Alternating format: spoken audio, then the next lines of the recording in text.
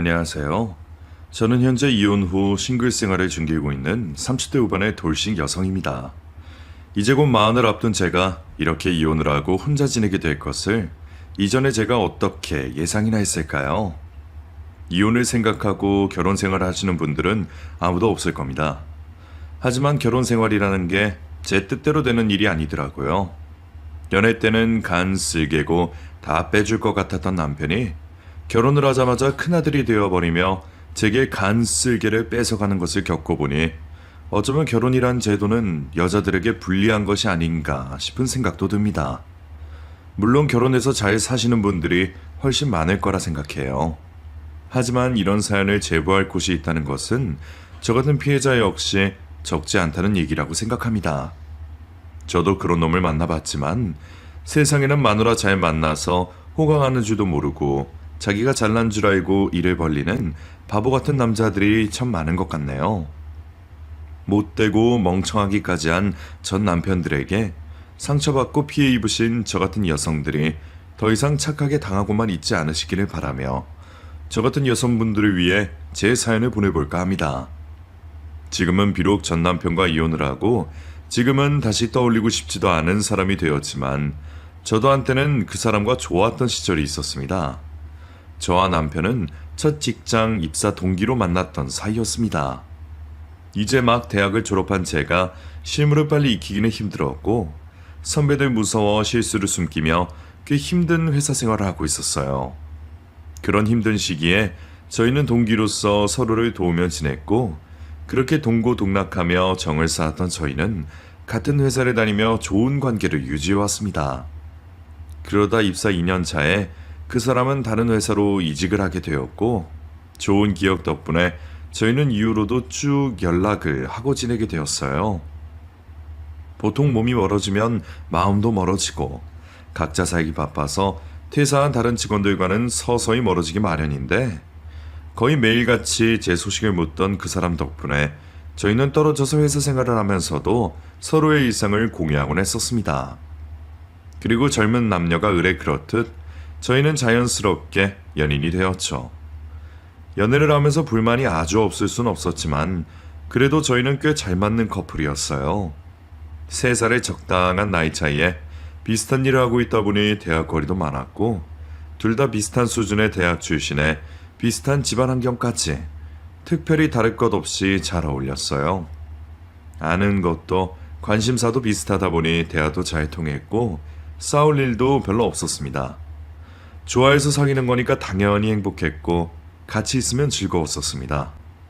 어릴 적부터 성실함을 삶의 미덕이라 말씀하시는 아버지 밑에서 자랐던 저는 송충이는 솔잎을 먹고 살아야 행복하다 생각하며 과한 욕심을 부리지 않으며 적당히 내 분수에 맞는 삶을 살고 싶어 했었습니다. 그래서 특별히 잘난 것은 없어도 딱히 못난 것 없고 저와 비슷한 환경에서 자란 그 사람이 더할 나위 없이 마음에 들었죠. 그때 둘 다 20대 후반, 30 초반이었으니 결혼 생각하기에 적은 나이도 아니었었고 지금처럼 연애를 잘 하다가 적당한 시기에 결혼해서 아이 낳고 잘 살면 그게 행복일 거라고 생각을 했어요. 그렇게 저희는 연애를 시작한 지 2년 만에 결혼을 하게 되었고 결혼은 예상대로 착착 진행되었습니다. 사회생활을 같이 시작했으니 서로 모아둔 돈도 크게 차이나지 않았고 위아래로 형제에 아직 노후 준비를 하고 계시는 양가 부모님들까지 둘 다 가정 형편이 비슷한 덕에 상견례도 별탈 없이 마치며 양가 부모님들의 이견도 없었습니다. 프로포즈 받고 감동적인 결혼 스토리는 아니지만 서로 알 만큼 알고 잘 지내왔으니까 앞으로도 배려해가며 잘 살 수 있을 거라는 믿음이 있었죠. 그래서 저희는 결혼을 마음먹기부터 결혼식을 올리기까지 싸우거나 걱정할 만한 문제거리 하나 없었습니다. 저희는 부모님의 도움을 받지 않은 채 반반 결혼을 하며 저희 힘으로 경기도에 20평대 신혼집을 구해 첫 결혼 생활을 시작했습니다. 빠듯한 예산 때문에 브랜드 신축 아파트도 아니었고 적당한 평수에 그마저도 대출이 대부분이었지만 저는 결혼을 하면서 우리 집, 내 가족이 생겼다는 것이 무척 행복했어요. 저는 그 집에서 사랑하는 남편과 앞으로 알콩달콩 살면서 우리 부부를 닮은 예쁜 아이까지 낳아 잘 기르고 백년해로하며 다정히 늙어가는 모습을 상상했었습니다. 신혼은 누구나 그렇듯 저희도 참 행복했어요. 하루 종일 힘들게 일하고 집에 들어와서 서로 얘기를 나누는 게 하루의 유일한 낙이었습니다.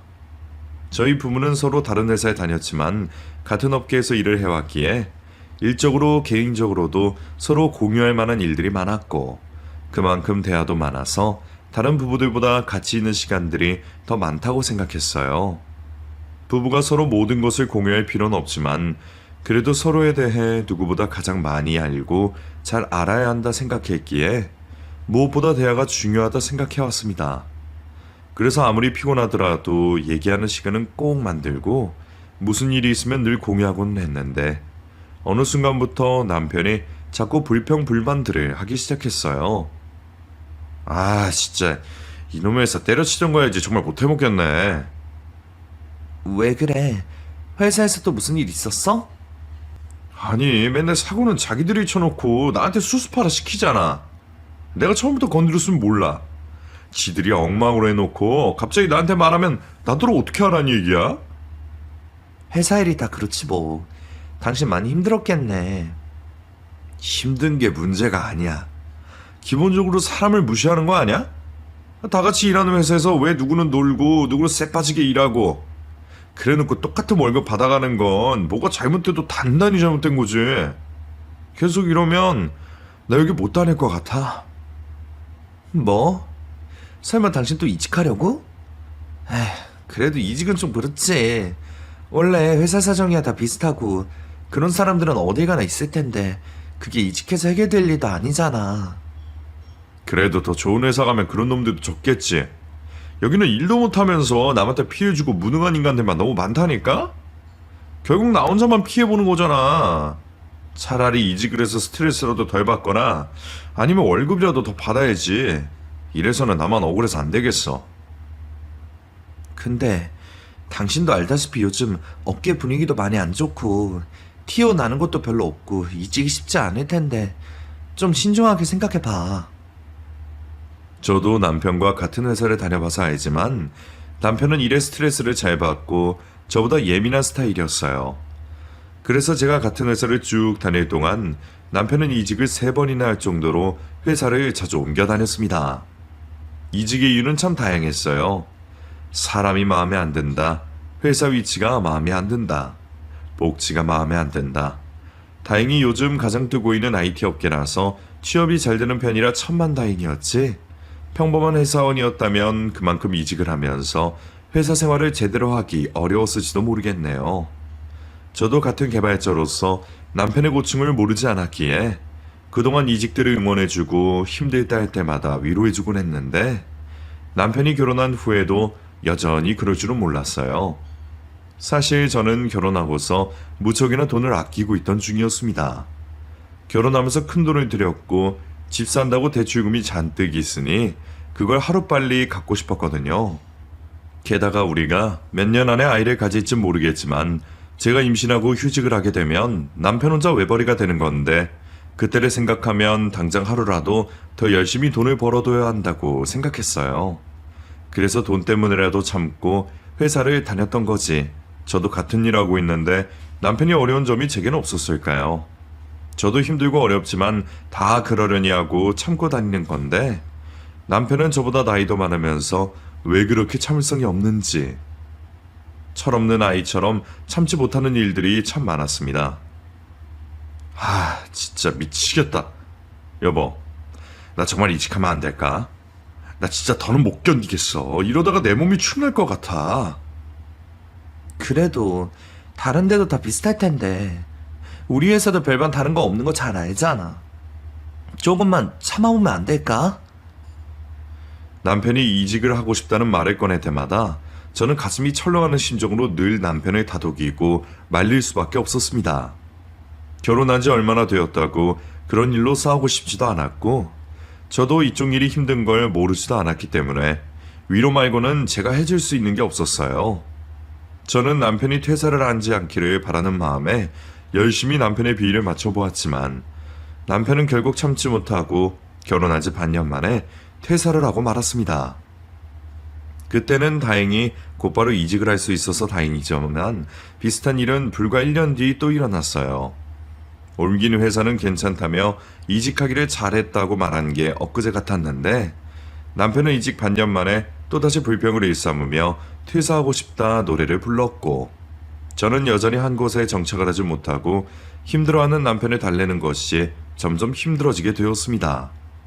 대체 몇 번이나 회사를 옮겨야 만족을 하고 다닐련지. 결혼 전에는 제게 조언을 아끼지 않으며 듬직해 보였던 남편이 결혼 후 점점 더 철없이 구는 것을 보며 당황스럽기까지 했습니다. 그렇게 자꾸만 불만을 갖고 이직과 퇴사를 반복하던 남편은 어느 날 대뜸 제게 사업 이야기를 꺼내기까지 했습니다. 여보, 요즘 어플 개발 쪽 사업이 잘 된다던데 어떻게 생각해? 뭘 어떻게 생각해?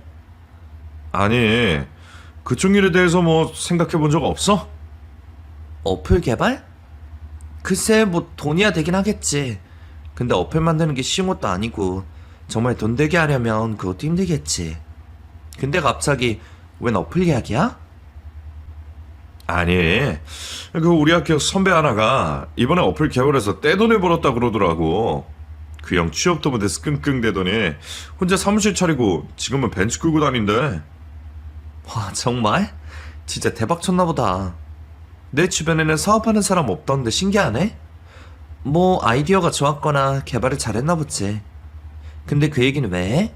뭐 그 선배가 돈 벌었다 그러니까 부러워서 그래? 아니, 그냥 그 선배가 나보다 잘하던 사람도 아니고 솔직히 그 형 별로 재수도 없는 사람인데 무슨 수로 그랬나 싶어서. 열심히 했나 보지 뭐.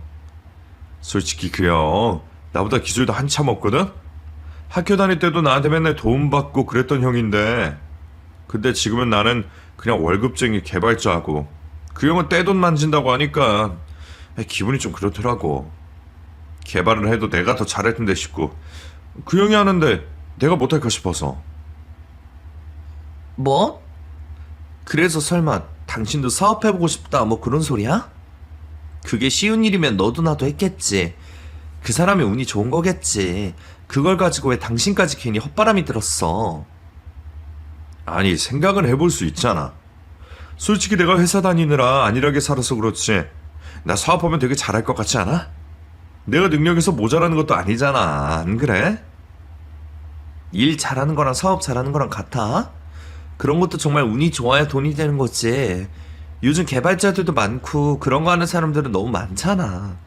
게다가 요즘에는 비전공자들까지 개발이니 뭐니 뛰어드는데 당신이 무슨 사업이야. 아는 사람 누가 어플 사업으로 큰 돈을 벌었다는 소식을 듣고 온 남편은 그날부터 제게 사업 이야기를 하기 시작했습니다. 이웃이 땅을 사서 배가 아픈 건지 갑자기 분에 넘치는 생각을 하는 남편을 보며 저는 아설하며 말렸어요. 제가 그쪽 일을 모르는 것도 아니고 그 사람이 운이 좋았던 거였지 남편 같은 성격에 개발은 몰라도 사업은 정말 아니라고 생각했습니다.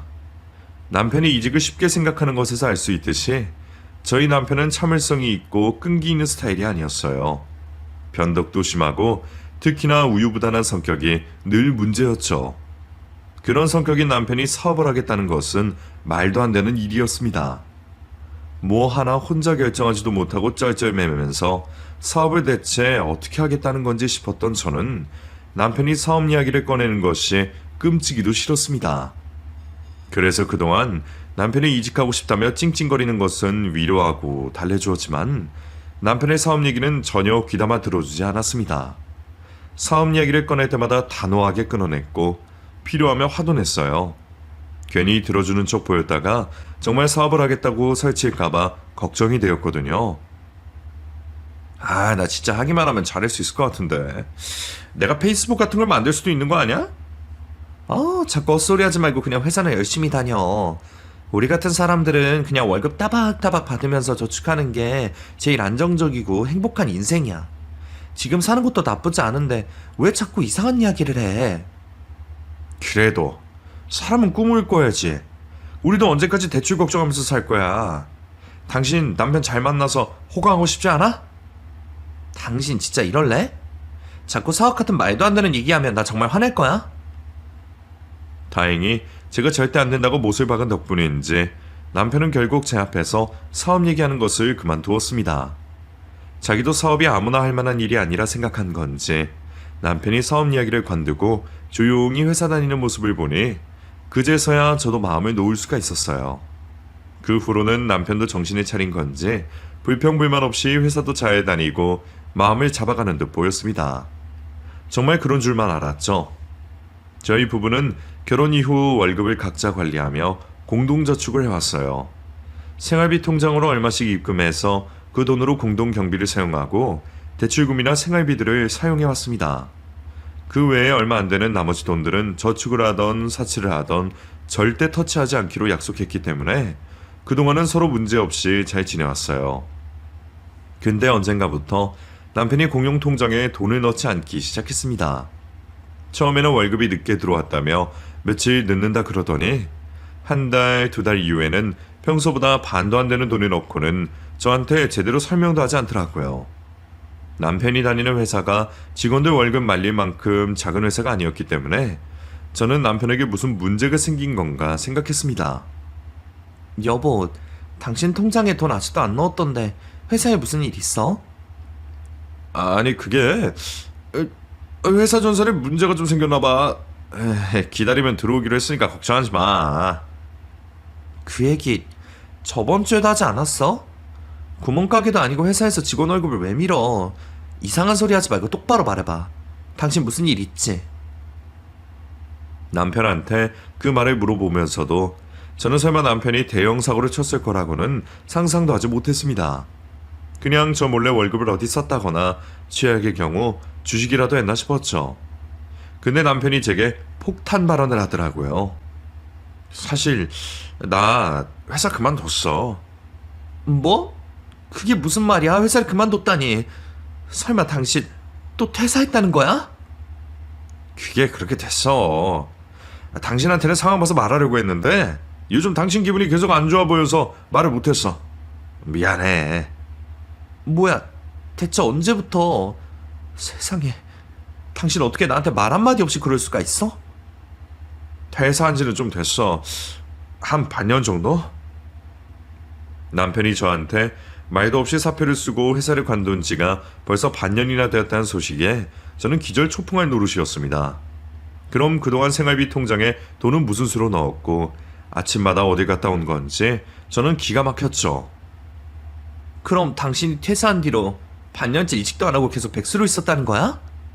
그동안 생활비 넣은 건 다 어디서 난 거야? 아니, 대체 어디서부터 어디까지 거짓말을 하는 거야? 여보, 화내지 말고 진정해봐. 당신이 이러니까 내가 말을 못했지.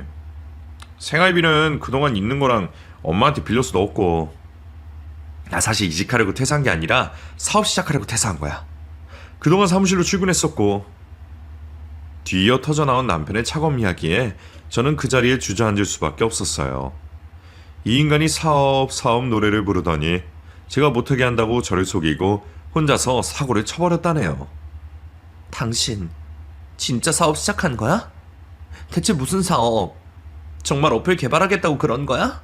아니, 그래서 지금 뭐 어떤 상황인데? 뭘 하긴 한 거야? 하긴 했지. 내가 개발한 어플 가지고 사업을 시작한 건데 이게 일종의 구독 서비스 같은 거야. 제품을 일정 기간 빌려주고 돈을 받는 거지. 아이디어는 정말 좋지 않아? 근데 진짜 조금만 더 하면 될 것 같은데 안 터지네. 계속 업데이트하고 기다리고 있는데 아직 수익은 없어. 그래서 그동안 모아둔 돈도 쓰고 엄마한테도 빌리고 하다가 이번 달부터는 정말 적자라서 돈을 못 넣었어. 들킨 김에 말하자 이건지 덤덤히 말하는 남편의 태도가 어이없었습니다. 오히려 당황하고 급한 건 저였죠. 저는 몰래 퇴사를 하고 이런 대형 사고를 친 남편을 저는 어떻게 해야 할지 몰랐습니다. 심지어 시어머니도 알고 계셨는데 저 혼자 반년 동안 몰랐다는 게 더 기가 막혔죠. 그래서 말인데 당신이 나 좀 도와주면 안 될까? 솔직히 나야 뭐 개발밖에 모르지 사업을 안 하. 그러게, 그런 사람이 사업을 한다고 설쳐? 당신 진짜 미쳤어? 근데 나는 뭐 사업을 해봤어? 나더러 도와달라 그러면 나는 무슨 수가 있냐고. 그래도 당신은 여자고 소비자들 니즈도 잘 알 거고 그래도 나보다는 좀 더 낫지 않겠어? 나 투자 받아서 빚까지 있단 말이야. 당신이 나 안 도와주면 진짜 큰일 나. 뭐? 아니 투자는 대체 어디서 받아오는 거야? 그러게 대체 무슨 자신감으로 이런 짓을 벌였어? 내가 불경기니까 이상한 생각하지 말라고 몇 번이나 말했어. 내 말은 안 들어놓고 이제 와서 나한테 도와달라는 소리가 나와? 그럼 어떡해?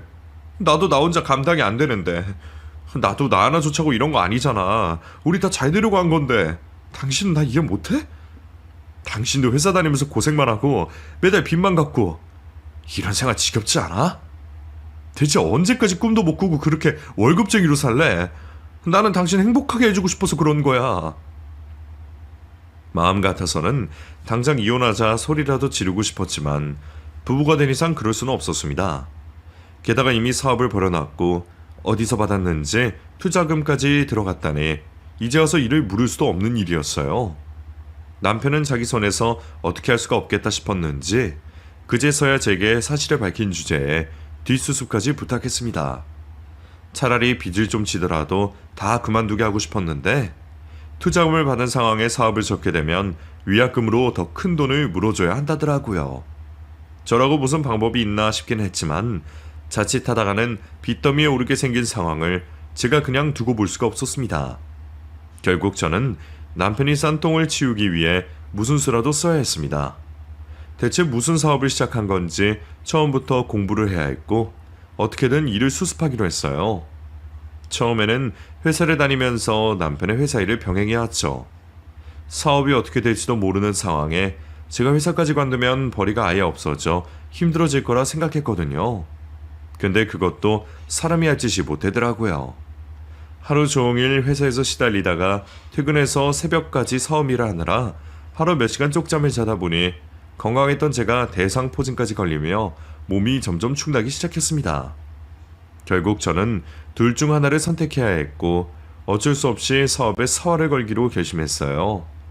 이왕 시작한 거 어떻게든 끝을 내야 남편도 저도 더 미련이 없겠다는 생각에 당분간 생활이 어렵더라도 해보기로 했죠. 안정적인 삶을 중요시하는 제 원래 성격이라면 절대로 사업 같은 걸 하지 않았겠지만 그때는 저도 다른 선택지가 없었네요. 그렇게 저는 잘 다니던 회사까지 그만두면서 남편 회사에 온 힘을 쏟았습니다. 온갖 고생을 하면서 남편과 함께 사업을 일으켜보려 별짓을 다 했고 꼬박 1년이 걸려서야 겨우 기반을 잡을 수가 있었습니다. 하지만 그게 시작이었어요. 남편이 건드려둔 것은 거의 밑바탕밖에 되지 않았고 제가 도와서 현관문 정도 만들었던 거죠. 요즘 세상에 아이디어만 좋으면 어떻게든 돌아간다 하지만 회사를 계속 운영하기 위해서는 전문 지식이 필요했어요. 저희도 월급쟁이였지 경영은 전혀 몰랐기 때문에 결국 공부가 필요했습니다. 그래서 저는 어쩔 수 없이 방송대 경영 수업까지 들어가면서 어떻게든 회사 일을 이어나가 보려고 안간힘을 써왔습니다. 그렇게 2년 정도가 되어서야 겨우 직원을 쓸 수 있는 정도가 되었고 조금씩 고객층이 형성되기 시작했죠. 그렇게 사업을 한다고 쫓겨 지내다 보니 어느새 제 삶은 사라졌습니다. 제 개인 시간이나 휴식은 사라진 지 오래였고 바라던 아이 계획 역시 세울 수가 없었어요.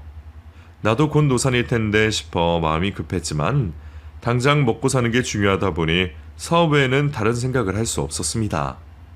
그렇다고 제가 불평만 했던 것은 아니었어요. 어쩌다 보니 떠밀려 사업을 시작하게 되었지만 하다 보니 애정도 생기고 사업 욕심이 나기 시작했어요.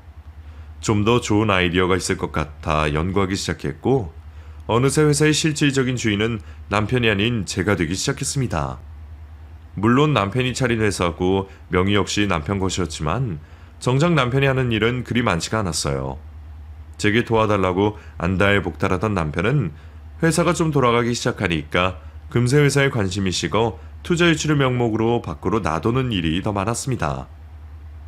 회사에 와서 하는 일이라고는 서류에 사인하는 일밖에 없는 듯 싶었죠.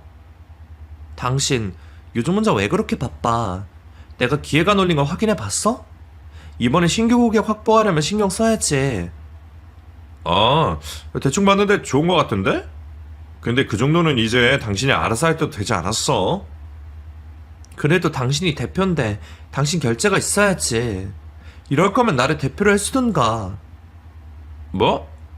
몰랐는데 당신 감투 좋아해? 감투는 무슨... 당신이 대표이사라고 하면서 별로 하는 일 없어 보여서 그렇지. 일은 나 혼자 다 하고 당신은 골프만 치러 다니는 것 같아? 에이, 무슨 말해도 그렇게 섭섭하게. 내가 놀고 싶어서 골프 치러 가나? 다 투자자들 만나고 투자금 뚫으려고 하는 거지. 내가 나가서 접대 안 하면 회사는 무슨 돈으로 굴리려고? 내가 돈 구해오니까 당신이 아이디어도 내고 실현시키고 하는 거지. 그러니까 내가 대표인 게 당연한 거 아니야. 그러니까 우리 지금처럼 각자 자리에서 열심히 일하자. 괜히 더 욕심 부리지 말고, 어? 남편은 회사가 잘 되기 시작하자 점점 다른 생각들을 하기 시작했습니다. 아직 그럴 단계가 아닌 것 같은데 다른 사업을 구상한다거나 갑자기 필요하지도 않은 비서를 뽑겠다고 나서기도 했어요. 당신이 비서가 왜 필요해? 하루 일주일 골프 아니면 모임 아냐? 그래도 내가 명색이 대표이사인데 비서 정도는 있어야지. 당신 왜 자꾸 나를 그렇게 무시하는지 모르겠지만 나 정말 바빠. 하루 일정 관리하려면 얼마나 힘든데. 그리고 사람들 보기에는 이런 것도 다 중요해. 회사 대표가 비서도 없이 혼자 다니면 사람들이 구멍가게로 보지 제대로 된 회사로 봐주겠어? 남편은 별로 필요하지도 않아 보이는 비서를 뽑겠다며 온갖 핑계를 다 갖다 붙였고 결국 바라보던 대로 비서를 뽑았습니다. 이제 막 대학을 졸업한 것처럼 보이는 앳된 얼굴의 여비서는 별일 안 하는 남편과 늘 붙어 다녔습니다. 굳이 여비서를 뽑은 남편의 의도가 의심스러웠지만 그때 저는 회사 일로 바빠서 남편이 노닥거리는 걸 지켜볼 여유가 없었어요. 남편이 벌려놓으면 제가 수습을 하는 게 저의 방식이었기 때문에 저는 남편 대신 바쁘게 지낼 수밖에 없었습니다. 그리고 설마 회사 안에서 딴짓을 할까 싶어 의심을 하지 않으려고 했었죠. 그런데 남편이 비서를 뽑은 지 얼마 되지 않아 염려하던 일이 벌어지고 말았어요. 건물 지하 주차장에 차를 대고 올라가려는데 남편과 비서가 저 멀리서 노닥거리고 있는 모습을 제가 보게 되었습니다. 뭔가 진득한 스킨십을 하거나 외도 장면을 목격한 것은 아니지만 젊은 비서가 내 남편 팔뚝을 때리며 하하호호 하고 있는 것이 좋아 보이진 않았어요. 두 사람 부쩍 친해 보이네? 무슨 이야기를 하길래 그렇게 즐거워? 뭐가? 우리 별로 안 친해. 안 치는데 사람도 없는 주차장에서 둘이 시시덕거리고 있어. 내가 농담 좀 해서 웃은 거 가지고 뭘 그렇게까지 말해. 당신 조심해. 회사에서 사장이랑 비서가 너무 가깝게 지내는 거 보기 좀 그렇지 않아? 농담하는 것 가지고 그런다는 남편에게 대놓고 화낼 수 없어서 참았지만 아내인 제가 보기에는 참 기분 상하는 일이었죠. 그날 저는 남편의 비서를 따로 불러 한 번 더 주의를 주었습니다. 김 비서님, 내가 김 비서님 성격이 어떤지 잘 모르겠지만 그래도 우리 남편이랑 비서님이랑은 고용관계인데 너무 가깝게 지내는 거 유쾌하지 않네요. 작은 회사에서 무슨 소문이 돌지도 모르는 거고 좀 조심했으면 좋겠어요. 앞으로 회사 내에서는 농담 자제하고 일만 하도록 해요. 사모님, 이런 것도 갑질인 거 아세요? 사모님이 아까 그거 가지고 기분이 상하셨나 본데 전 좀 그렇네요? 뭐라고요? 아니 김 비서, 지금 무슨 말이에요? 저더러 갑질이라며 적반하장으로 나오는 비서에게 한마디 하려는 순간 남편이 쫓아나와 저를 말리고 나섰습니다. 당신 왜 그래? 아까 말했으면 됐지 왜 죄 없는 사람을 불러서 혼을 내? 다른 직원을 보면 어쩌려고 소란을 피워? 소란이라니. 내가 이 정도 말도 못해? 당신 지금 김 비서 감싸는 거야? 뭐야? 정말 둘이 뭐 있어? 그래서 이래? 아이 진짜 왜 자꾸 그래? 그런 거 아니라니까. 당신 요즘 피곤해서 그래? 왜 그렇게 말도 안 되는 오해하고 그러지? 내가 설마 바람을 피더라도 미쳤다고 회사 안에서 그러겠어? 내가 바보야? 아무튼 이쯤 하자. 내가 조심할게. 어? 저는 그때까지도 오해라는 남편의 말을 믿었습니다. 제 앞에서 당당한 김 비서의 태도가 마음에 걸렸지만 남편 말대로 설마 회사 안에서 나한테 못 보일 짓을 할 거란 생각은 전혀 하지 못했어요. 하지만 그렇게 말했던 남편은 결국 제가 혼자 고생하는 사이 김 비서와 바람이 나고 말았습니다. 설마 했던 두 사람이 결국 그렇게 되었다는 것도 믿기지 않았지만 어느 날 갑자기 그 여자를 대표이사직에 올린 남편의 행동에 저는 뒷목을 잡고 말았어요. 제게는 제대로 된 직함 하나 없이 부려먹었던 남편이 제게 이혼을 요구하더니 아직 머리에 피도 안 마른 그 여자를 자기 대신 대표이사로 올렸던 겁니다. 그것도 모르고 출근을 했던 저는 대표실에 앉아있던 김 비서를 보고 깜짝 놀랐습니다. 뭐야, 김 비서가 왜 여기 앉아있어? 아직 못 들으셨어요? 오늘부터 이 회사 대표가 저예요. 오빠가 저한테 회사 명의 돌려줬거든요. 뭐? 너 미쳤니? 지금 무슨 헛소리 하는 거야? 오빠가 누군데? 설마 우리 남편 말하니? 네? 오빠랑 저랑 이미 깊은 관계이고 오빠도 사모님이랑 이혼한다 그랬어요? 그 약속으로 대표직을 저한테 준 거고요. 아무튼 자세한 얘기는 남편한테 직접 들으시고 저 아침에 커피를 못 마시고 왔는데 사모님 커피 좀 타주셔야겠는데요?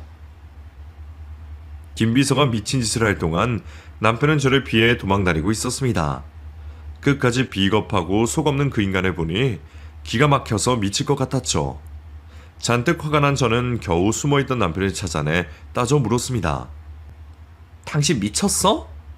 지금 당당하게 바람피는 것도 모자라서 회사 대표를 저 여자를 시킨다는 거야? 당신한테 미안하지만 그렇게 됐다. 나 지영이 많이 좋아해. 그래서 해달라는 건 다 해주고 싶어. 어차피 이렇게 된 거 우리는 이혼해야지 별 수 있어. 당신 나한테 이혼 얘기 못해. 바람핀 주제에 무슨 이혼이야? 그러니까 이혼해달라 부탁하는 거잖아. 솔직히 당신도 이런 상황에 나랑 이혼 안 해주면 뭐 어떻게 하려고. 그냥 참고 살게. 당신 정말 뻔뻔하고 못됐다. 당신 원래 이런 사람이었어? 언제는 나밖에 없다며. 나한테 도와달라고 그렇게 애원을 하더니 돈 생기고 지위 얻으니까 딴 여자가 눈에 들어오냐? 나도 모르게 마음 가는 걸 나더러 어떻게 하라는 거야. 나도 숨기고 당신 속여먹으려면 충분히 그럴 수 있었는데 그나마 당신 생각해서 솔직하게 말하는 거야. 그러니까 그냥 깔끔하게 이혼하고 갈아서자. 회사는 어차피 내 거였으니까 욕심내지 말고 재산 분할은 당신 좋을 대로 해줄게. 그거면 됐지? 남편은 정말로 뻔뻔했습니다. 어떻게 그런 말을 그렇게 당당하게 할 수 있나 싶지만 저한테 미안한 티도 내지 않고 이혼을 요구하더라고요. 차라리 이혼뿐이었으면 그렇게까지 허망하진 않았을 거예요. 이혼은 둘째치고 저는 회사를 뺏겼다는 것이 기가 막혔습니다. 그동안 망안에서 살린다고 고생한 것은 저였는데 이제 와서 바람난 상간녀한테 회사를 넘겨준다니 말이 안 되는 일이었습니다. 저는 그 두 인간들을 보며 이대로는 그냥 이혼하지 못하겠다며 칼을 갈았고 그 길로 변호사를 찾아갔습니다. 내가 회사에 기여한 게 있으니 어떻게든 회사를 되찾을 수 있을 거라 생각했거든요. 하지만 세상 일은 역시 제 뜻대로 움직이지 않더라고요. 남편이 상간녀 명의로 회사를 돌린 것이 이유가 있었습니다. 회사는 처음부터 남편 명의였고 저는 아내로서 조력을 해왔으면서도 그 회사에 대한 지분 하나가 없었습니다. 그런 상황에 남편이 상간녀에게 대표직을 돌린 것을 제가 어떻게 할 수가 없었어요. 법적으로도 문제가 없다는 얘기에 저는 좌절할 수밖에 없었죠. 저와 이혼을 하면서 회사 지분을 나누고 싶지 않았던 남편은 상간녀 이름으로 회사를 돌렸고 제가 이혼을 하면서 나눌 수 있는 것은 부부 공동 명의의 집과 얼마 안 되는 재산뿐이었습니다. 겨우 그걸 얻으려고 내가 그 고생을 했던 건지 그제서야 내가 얼마나 바보 같은 짓을 했는지 알 수 있었죠. 그 후로 남편과 별거를 하고 이혼을 준비하면서 많은 생각을 했습니다. 원래부터 내 회사가 아니었던 것 더럽고 치사해서 그냥 포기하고 말까 싶었지만 나더러 커피 타오라며 기고만장하게 굴던 상간녀를 생각하면 그냥 넘어갈 수가 없었어요. 하지만 법적으로 문제가 없다는 걸 제가 무슨 수로 복수를 할 수 있었을까요? 그렇게 오랜 고민 끝에 저는 결국 남편과 이혼을 하기로 했습니다. 하지만 저도 그날 나올 생각은 없었어요. 저는 남편이 없는 자리에서 회사 직원들에게 제가 처한 상황을 전부 밝혔습니다. 추잡한 가정사를 알리는 것이 창피했지만 그럴 만한 이유가 있었죠. 그동안 회사를 꾸려왔던 것은 남편과 그 여자가 아니라 저와 직원들이었습니다. 우리가 그동안 얼마나 한마음으로 열심히 했는지 직원들과 제가 제일 잘 알았죠. 그런 회사를 남편에게 거저 넘길 수 없었던 저는 직원들에게 상황을 알렸고 제 명의의 새 회사를 차리겠다고 얘기했습니다. 여러분이 그동안 얼마나 열심히 해줬는지는 내가 제일 잘 알아요. 그래서 이렇게 부탁드리는 겁니다. 강요하는 것은 아니에요. 내가 회사를 차려서 잘 된다는 보장도 해줄 수 없고요. 그래도 혹시나 제 생각의 뜻을 같이 하실 분이 있다면 저와 함께 해주시기를 부탁드립니다.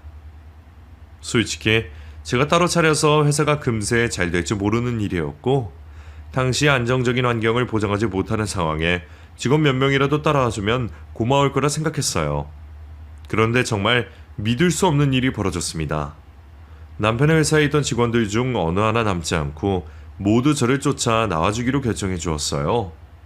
그렇게 저를 믿고 따라와준 직원들 덕분에 저는 제 명의의 회사를 차리게 되었습니다. 이제는 정말 대표 지감을 얻게 되었고 날 믿고 함께 해준 직원들을 위해서라도 더 열심히 해야 할 명분이 생겼죠. 그동안 해왔던 것이 있었으니 일이 어렵진 않았어요. 다만 신생회사라 투자금이 걱정이었습니다. 그동안 투자금 유치는 전부 전 남편 몫이었기에 저는 당장 투자금을 어떻게 구해야 할까 싶었습니다. 제 전 재산과 국가지원금으로 몇 달은 버티겠지만 그 이상은 힘들겠다 싶어 걱정이었어요. 근데 그때 놀라운 일이 또 한 번 생겼습니다. 어떻게들 아셨던 건지 전 남편 회사에 투자하셨던 투자자들 대부분이 제가 차린 회사로 연락을 주셨습니다. 몇몇 투자자분들께 얘기를 전해 들으니 저와 직원들이 빠진 전 남편의 회사는 그 후로 회생 불가능한 상황이었나 보더라고요. 애초에 바지 사장처럼 별일 하지 않았던 남편이 혼자 무슨 일을 할 수 있었을까 말이에요. 그 소문을 들으신 투자자들이 전 남편을 저버리고 저를 도와주기로 약속하셨고 덕분에 저는 전과 마찬가지로 열심히 일에 집중할 수 있게 되었습니다. 이후 전 남편은 어떻게든 망해가는 회사를 살려보겠다고 무리하게 설치다가 결국 수억의 빚더미에 올랐다고 들었습니다. 그러거나 말거나 남의 일이라고 생각했는데 얼마 안 있어 전 남편이 저를 찾아와 도와달라 또 부탁을 하더라고요. 여보, 내가 미안해. 내가 잘못했어. 내가 잠깐 미쳤었나 봐. 당신 없이 잘할 수 있을 거로 생각했는데 역시 나는 당신 없으면 안 되는 것 같아. 나 한 번만 또 도와주면 안 될까? 누구더러 여보래. 그 더러운 입에 나 올리지 마. 그리고 잠시 미친 게 아니라 쭉 미친 거지. 니깎게 뭐라고 내가 너 때문에 그 고생을 했는지 말이야. 그래도 덕분에 내가 이렇게 사장 소리 듣고 사네. 그건 고맙게 생각할게. 근데 너 어떻게 하니? 아마 앞으로 나 같은 마누라 걷어찬 걸 평생 후회하면서 살겠지. 이제라도 후회하면 다행인데 나는 사과받아줄 생각 없으니까 되도 않는 사과하지 말고 앞으로 나 찾아올 생각하지 마. 그땐 경찰 부를 거니까. 저는 뒤늦게 후회하는 전 남편을 외면했습니다. 예전에 저였더라면 정에 못 이겨 재결합을 했을지도 모르겠지만 저는 더 이상 그런 사람이 아니었어요. 제가 올곧이 서 있어야 직원들을 이끌 수 있었기에 그런 사사로운 감정에 휘둘리지 말아야 했습니다. 그렇게 그 후로 저는 전 남편 없이 회사를 잘 꾸리며 지금의 새로운 인생을 잘 살아나가고 있습니다. 마흔이 다 되어가는 나이에 여전히 싱글로 있지만 일이 재미있어서 그런지 외롭진 않네요. 정말 좋은 사람이 있으면 몰라도 또 그런 놈을 만나고 싶지도 않고요.